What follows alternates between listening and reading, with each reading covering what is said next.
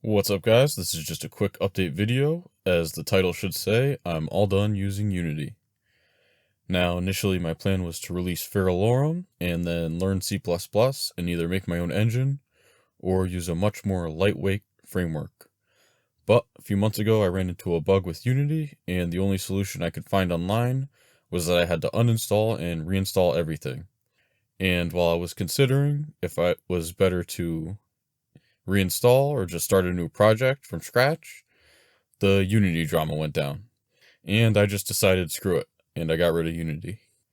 So the new plan is to use C++ and SDL2 to make games, and so far I'm realizing just how much Unity has held back my progress, and it's kind of hit me that I was learning how to use Unity a lot more than I was learning how to program.